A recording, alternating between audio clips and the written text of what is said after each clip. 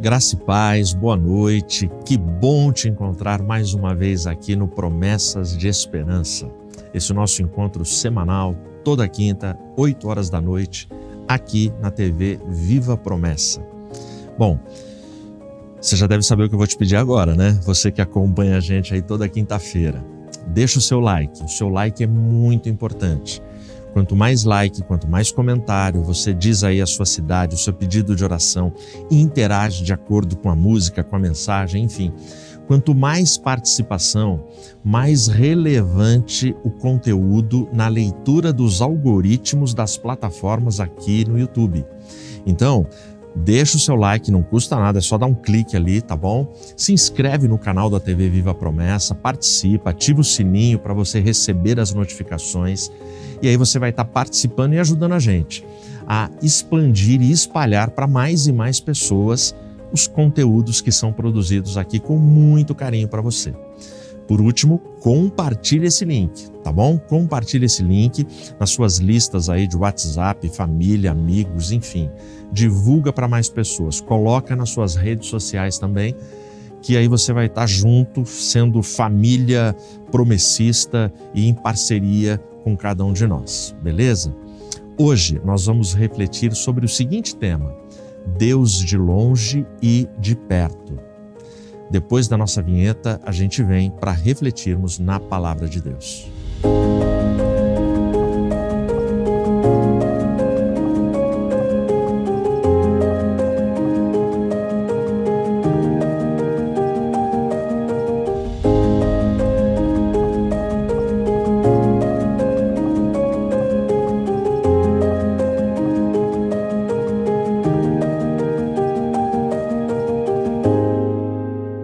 Peço que você abra a sua Bíblia no Evangelho de Lucas, no capítulo 17. Eu vou ler os versículos de 11 a 13 em nome de Jesus. Eles dizem assim: E aconteceu que, indo ele para Jerusalém, passou pelo meio de Samaria e da Galileia. E entrando ele em uma certa aldeia, saíram-lhe ao encontro 10 homens leprosos, os quais ficaram parados de longe. E eles levantaram sua voz, dizendo: Jesus, Mestre, tem misericórdia de nós. Vamos orar? Senhor, muito obrigado por essa leitura. Obrigado por este momento. Fala conosco, Pai. Que esta palavra alcance os corações nesta hora, nos fortaleça, nos abençoe e nos dirija. Em Teu nome, para a Tua glória e louvor eu oro. Amém. Jesus aqui, nesse trecho, ele está vivendo os últimos dias do seu ministério. E Jesus está passando por um lugar perigoso. Jesus está passando por Samaria. Samaria, você sabe que não existia comunhão entre samaritanos e judeus. Jesus era judeu. E Jesus está neste território. A fama de Jesus, como ele está nos últimos dias do seu ministério, a fama de Jesus já se espalhou por todas as regiões e cidades. Jesus ele já é conhecido como aquele homem, aquele nazareno, aquele que cura, aquele que já operou muitos milagres à vista de muita gente. Muita gente conta das coisas espetaculares e maravilhosas que Jesus fez. Aqueles 10 leprosos que aparecem aqui nesse texto, com certeza, eles ouviram falar de Jesus. Mas esses 10 leprosos, o texto que eu acabei de ler, fala que eles ficaram de longe. Por quê? Números capítulo 5 diz que estes homens, eles tinham que gritar. Se eles estivessem no local público, se eles estivessem num local onde aparecessem outras pessoas, que fossem pessoas não leprosas, eles tinham que gritar: impuro, impuro. Ou seja, esse grito deles faria com que as pessoas soubessem que ali tem um grupo de leprosos. Portanto, as pessoas não se aproximariam e nem eles iriam até elas. Ou seja, uma vida extremamente excluída da sociedade. E é muito difícil você ser rejeitado à vida social, ser excluído da vida social, exatamente por causa de uma condição física. E aí a gente aprende no Evangelho, de uma forma prática, que o Evangelho, ele inclui. Ele não é feito para excluir pessoas, mas para incluir pessoas. E é tremendo toda essa narrativa quando a gente vai pensando nessa estrutura que está acontecendo aqui. Esses 10 homens, socialmente, eles não tinham vida. Socialmente, eles não tinham mais interação. E aí chega o momento deles gritar. E aí o texto fala que eles estão longe. E o grito deles é: Jesus, tem misericórdia de nós. Esse é o grito que eles dão. E é esse grito que revela que eles tinham um mínimo conhecimento da pessoa de Jesus. Quem eram esses leprosos? Nós estamos falando de 10 pessoas. Aí a gente pode fazer uma série de indagações. Eles eram ricos, pobres, fariseus, judeus, samaritanos? Era gordo, era magro, era legal, não era legal, era honesto, não era honesto? Quem eram esses 10 leprosos? Posso te responder? Não importa o que eles eram. Não importa nada. Não importava para aquela sociedade. Fossem o que fossem, eles estavam excluídos de todos os códigos sociais, de todas as benesses sociais, de todos os direitos, deveres e prazeres sociais. Aqueles caras não contavam mais. Eles não apitam mais, eles não determinam mais, eles não decidem mais. Eles são leprosos. Mas o texto vai continuar. E aí o texto, ele traz grandes lições para a gente. Aí o texto vem aqui no versículo 14. E ele, vendo-os, disse-lhes. Ele aqui é Jesus. Jesus, ele viu os 10 e ele ouviu o clamor, o grito deles que foi dado aqui no versículo 13. Jesus, mestre, tem misericórdia de nós. O conhecimento deles já tem algumas coisas interessantes, né? Mestre. Eles já ouviram falar que ele é mestre, ele é um super rabino, ele é um rabone numa linguagem grega, ou seja, mestre de mestres. E aqui ele vem, tem misericórdia de nós. E ele, vendo-os, disse-lhes: ide e mostrai-vos aos sacerdotes. E aconteceu o quê? Enquanto iam, eles foram purificados. Olha que interessante. Jesus ouve o grito. E não esquece disso, eles estavam longe e não se aproximaram. E Jesus, de longe, devolve o grito. Ide e apresentai-vos ao sacerdote. E por que ao sacerdote?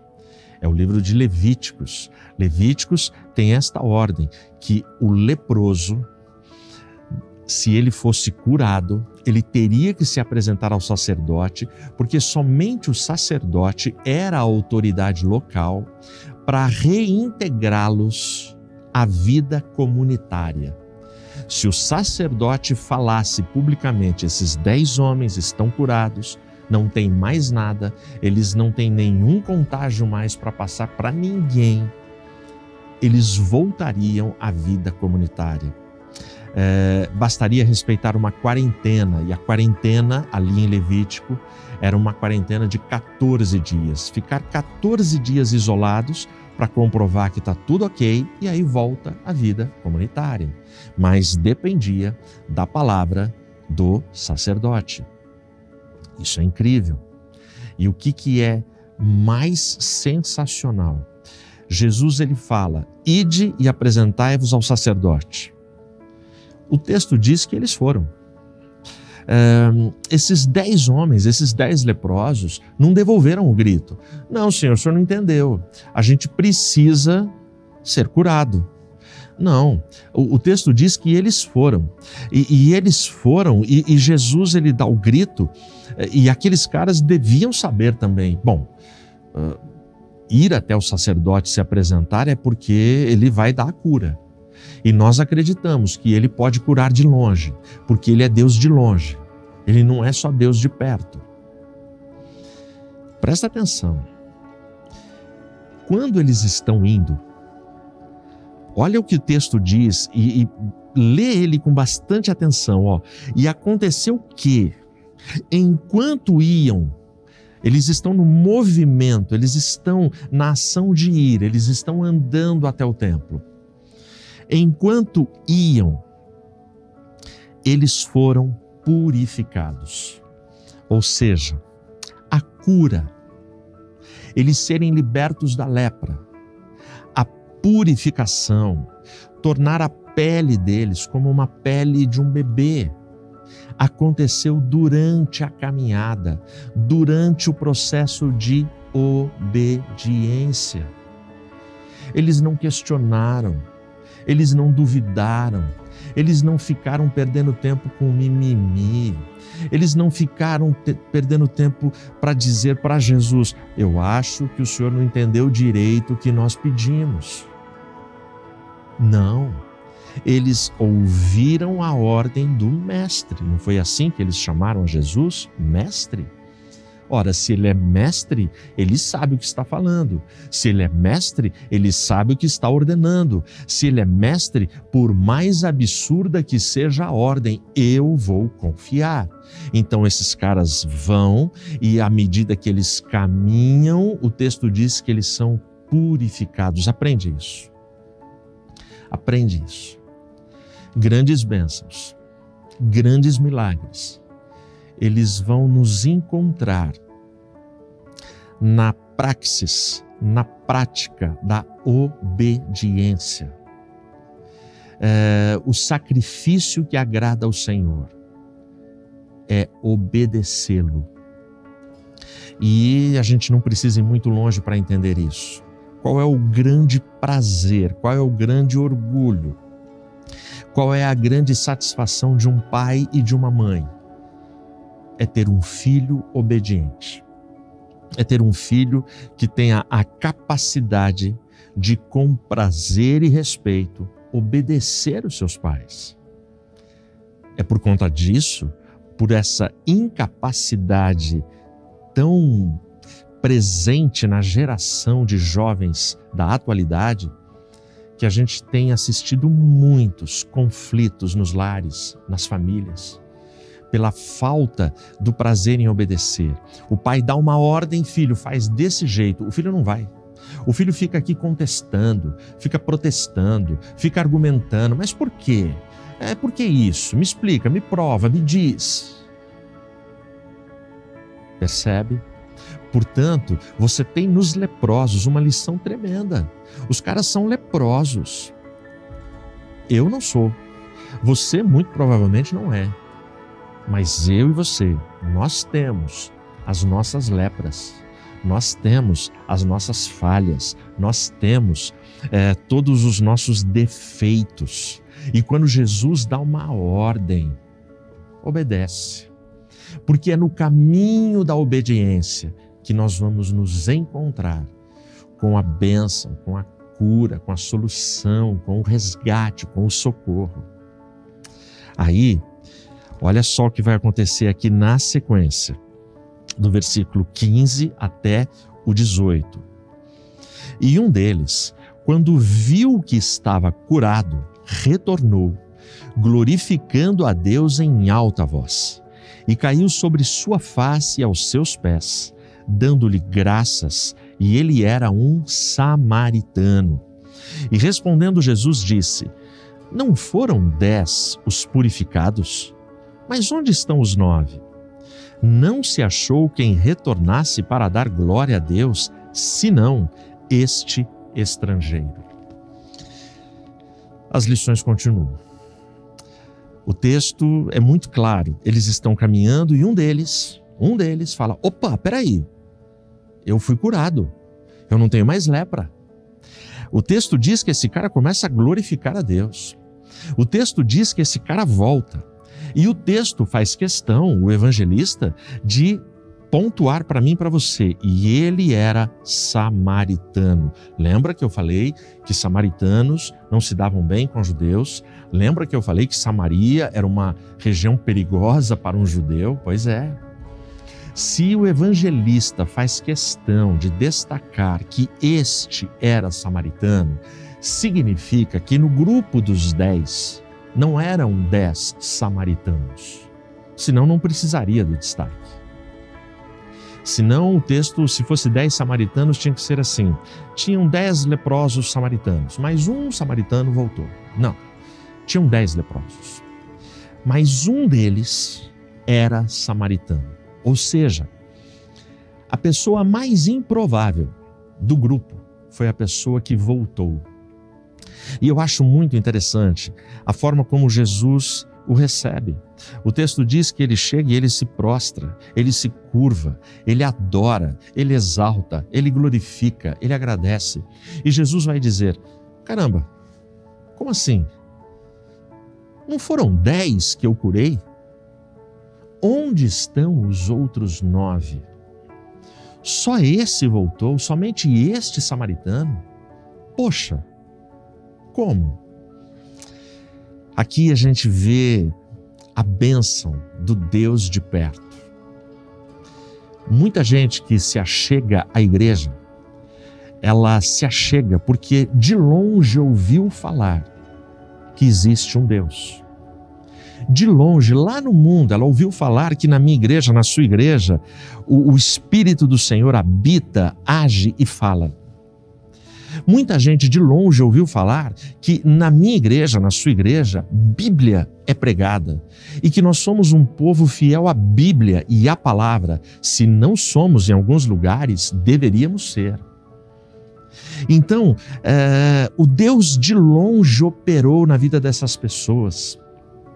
Mas tem muita gente que de longe ouve, tem um grande problema e vem. Mas quando alcança a bênção, quando consegue o milagre, quando a sua vida é resolvida ali naquela situação pontual, tchau. Ela prefere continuar com o Deus de longe. Aliás, tem muita gente que está gostando de ficar apenas no online. Tem muita gente que já se acostumou com as transmissões online dos cultos das suas igrejas, onde outrora congregavam regularmente toda semana. Mas, vou ficar de longe, vou continuar de pantufa, vou continuar de pijama, vou continuar aqui em casa, tá melhor, tá tranquilo, eu não preciso me relacionar com aquelas pessoas. Mas acima de tudo, a reclamação de Jesus: caramba, eu curei 10. Só você voltou, e os outros 9? Jesus, ele é o Deus de longe, sim. Essencialmente, ele quer ser o Deus de perto. E ele quer ser o Deus de perto, e a gente tem como exemplo este samaritano que voltou, porque quando ele volta, ele passa a usufruir os benefícios de um relacionamento com o Deus de perto, o Deus que você adora, o Deus que você se relaciona. A voz dele fica mais próxima, mais audível a você, porque você veio a ele em adoração, em gratidão, em louvor a Ele por tudo que Ele é, por tudo que Ele faz, por tudo que Ele nos dá, por tudo que Ele ensina, por tudo que Ele edifica, por tudo que Ele exorta, que Ele repreende, que Ele orienta, que Ele guia na nossa vida. Bom, a gente aprende algumas coisas aqui. A gente aprende coisas como, por exemplo, enquanto nós estamos na tragédia, nós somos um grupo que tem empatia. Quando nós estamos no caos, nós temos empatia pela dor do outro e nós temos um só propósito e um só ideal. Jesus, Mestre, tem misericórdia de nós, deste grupo, de nós 10. Mas isso é na tragédia. Observe, na tragédia as pessoas se unem. Na tragédia, as pessoas doam. Na tragédia, você consegue entender a dor do outro porque você está sentindo a dor na mesma intensidade. Então, a empatia está presente porque você está na tragédia. Segunda lição, quando a cura vem, quando a solução vem, aí, meu amigo, é cada um por si. Quando a cura veio, os 10 tinham um objetivo comum, era a cura. Mas depois da cura, somente o samaritano voltou.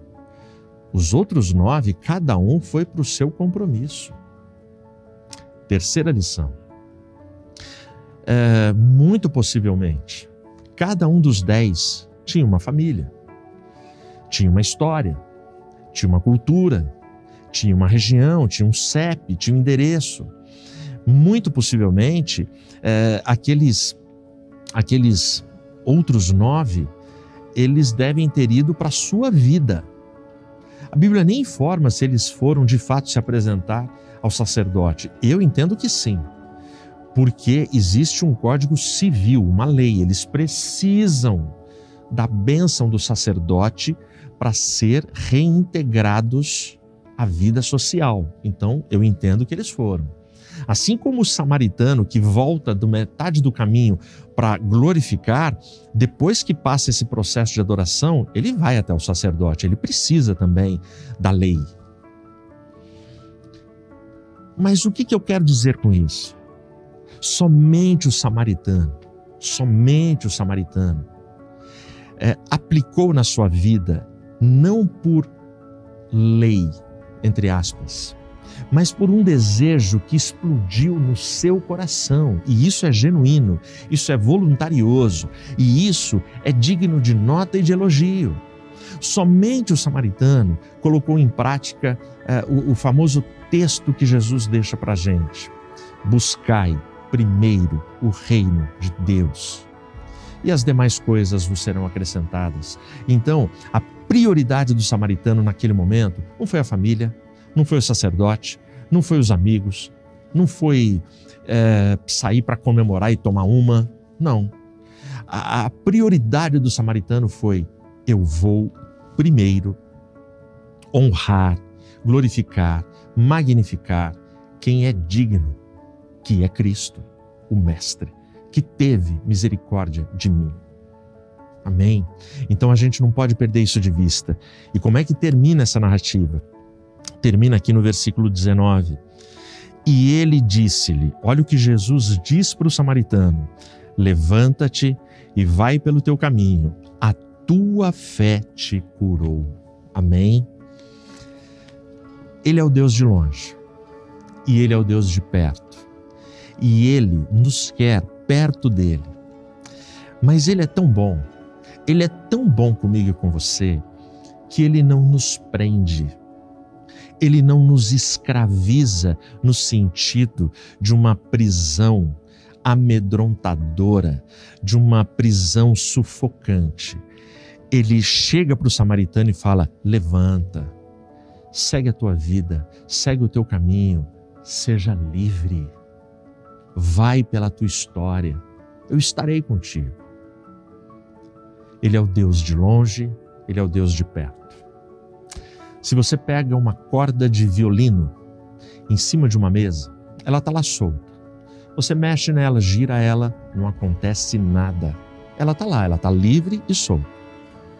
Mas se você pega essa mesma corda de violino, coloca no violino, amarra nas extremidades, estica para fazer a tensão necessária, aí essa corda de violino vai produzir um som indescritível. Porque agora ela está no violino. Essa é a grande confusão que as pessoas fazem. Liberdade não é liberdade de algo, mas liberdade verdadeira é liberdade para ser algo. E nós só somos algo quando nós estamos literalmente amarrados, abraçados, conectados a Cristo, o Mestre e Senhor, que tem misericórdia de nós. Que Deus te abençoe, que Deus te dê liberdade, te dê bênção, longe e perto, porque Ele é, em qualquer geografia, o nosso Deus único, suficiente e verdadeiro. Que Deus te abençoe.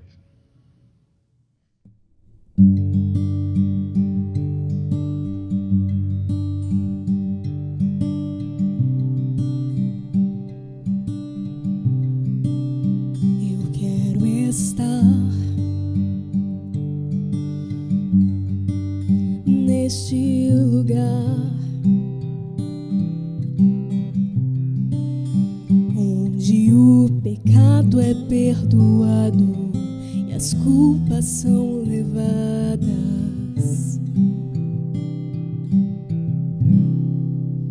Eu quero estar neste lugar,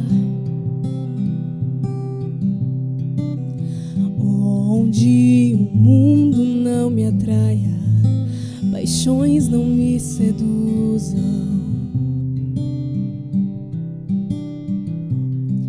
Em tua presença, Senhor Jesus,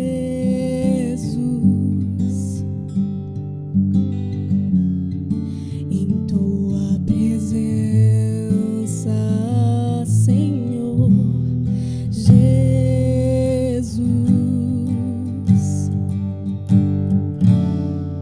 Santo Espírito, eu me rendo ao teu agir.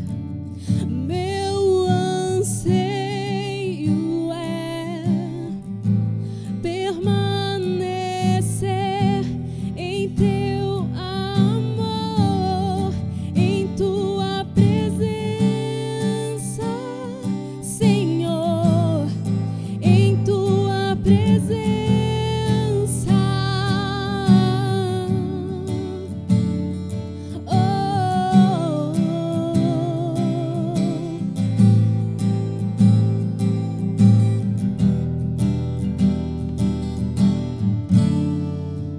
Eu quero estar neste lugar, onde o mundo não me atraia, paixões não me seduzam.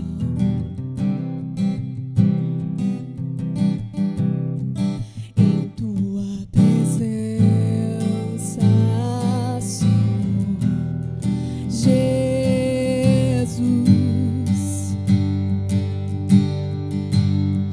em tua presença, Senhor Jesus.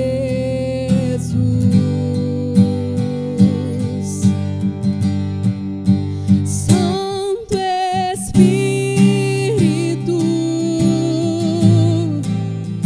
eu me rendo ao teu agir. O meu anseio é permanecer em teu amor, em tua presença, Senhor, em tua presença, em tua presença, Senhor, em tua presença.